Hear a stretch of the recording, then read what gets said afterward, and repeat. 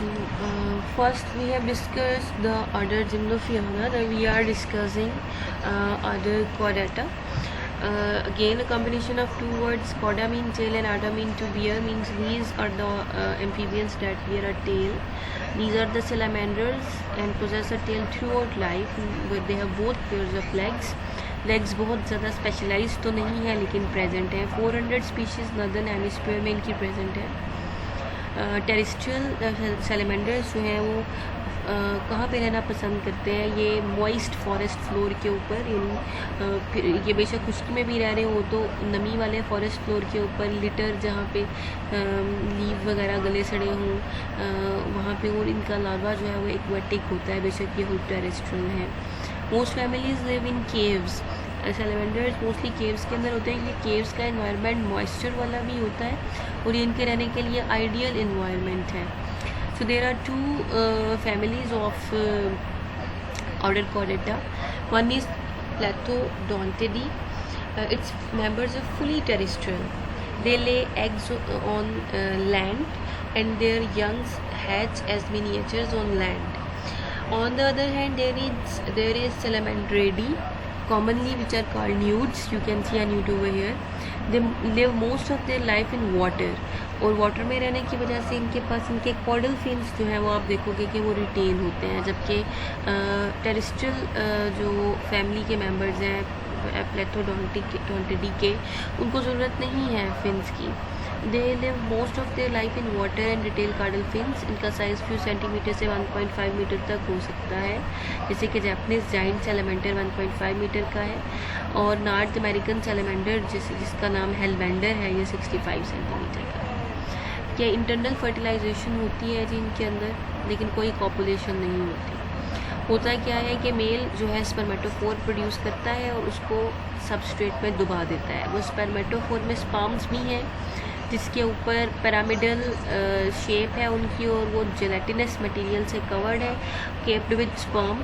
स्पर्मेटोफोर को वो स्पर्म जो है वो स्पर्म की फॉर्म है ना स्पर्मेटोफोर, उसको डिपॉजिट कर देता है सबस्ट्रेट में. फीमेल उनको पिक करती है और अपने क्लोएका में स्टोर कर लेती है, जहाँ पे एक स्पेशल पाउच होता है इनके क्लोएका के बाद, जिसको आप कहते हैं स्पर्मेथेसी या स्पर्मेथिका जो है, उसके अंदर इसको स्टोर करते हैं. एग्स जो हैं वो फर्टिलाइज होते हैं और फिर तब फर्टिलाइज होते हैं जब वो क्लोएका से पास करते हैं. उसके बाद वो एक एग या क्लस्टर ऑफ एग जो है वो डिपॉजिट हो जाता है और उस डिपोजिशन के बाद उसमें लार्वा जो है वो उसमें से निकलता है.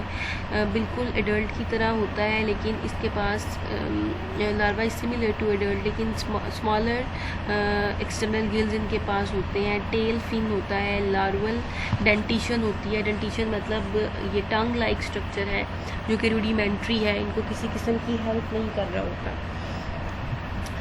जी. उसके बाद जो एक्वेटिक लार्वा हैं वो क्या करते हैं, वो मेटामॉर्फ करते हैं ताकि वो टेरेस्ट्रियल एडल्ट बन सके. यानी पानी में वो हैच तो हो गए हैं लेकिन वहाँ से मेटामॉर्फोसिस करते हैं और एडल्ट एज टेरेस्ट्रियल बनने के लिए वो क्या करते हैं.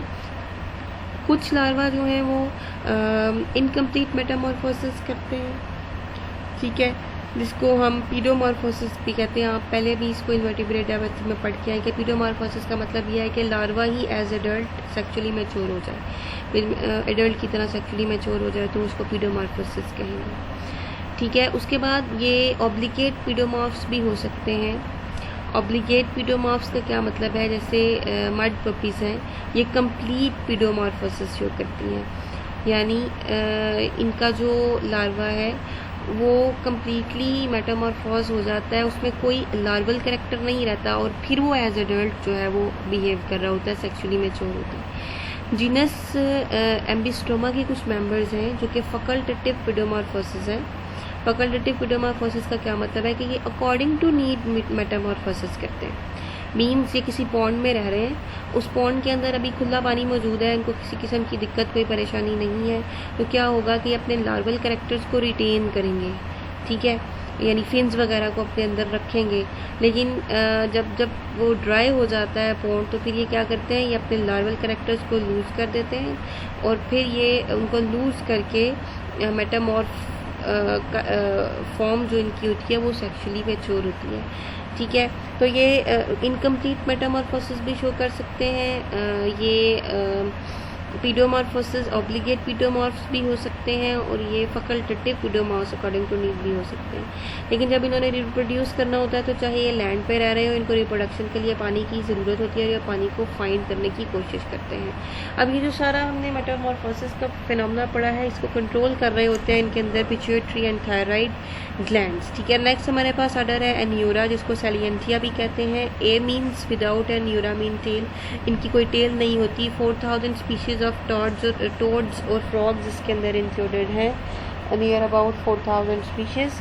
ये मॉइस्ट एनवायरनमेंट में रहते हैं, लेकिन हाई लैटिट्यूड पे भी रह सकते हैं, और कुछ ओशनिक आइलैंड्स में भी रहते हैं, और कुछ इवन डेजर्ट्स में भी रहते हैं, लेकिन मॉइस्ट एनवायरनमेंट इनका फेवरेबल होता है। एडल्ट्स में कोई कॉडल टेल नहीं होती, बल्कि इनका जो कॉडल टेल वाला वर्टिब्रा है वो फ्यूज़ कर जाता है, एक रॉड लाइक सा स्ट्रक्चर बना देता है। टेल ख़त्म हो गई, लेकिन वो वर्टिब्रा जो पहले टेल बनाया करता था वो इस ऑर्डर के अंदर यूरोस्टाइल, एक नया स्ट्रक्चर यूरोस्टाइल डेवलप करता है। ठीक है, हाइंड लिम्स जो हैं वो इनके लॉन्ग होते हैं, मस्कुलर होते हैं, और इनके फीट जो हैं वो वेब्ड हैं। ठीक है, एंड इन है, दिस इज़ नॉट आइन।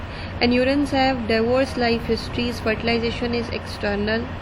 ठीक है, लार्वल स्टेट्स, जिसको आप टैडपोल कहते हैं, वेल डिवेलप्ड टेल्स होती हैं इनकी बॉडी पे कोई लिम्स नहीं होते, लेकिन आप देखें कि फ्रॉग के तो प्रॉपर लिम्स होते हैं, लेकिन लार्वा टैडपोल के ऊपर कोई लिम्स नहीं होते, और लार्वल एग्जिस्टेंस के बिल्कुल एंड पे आके ये अपने लिम्स जो हैं उनको दोबारा से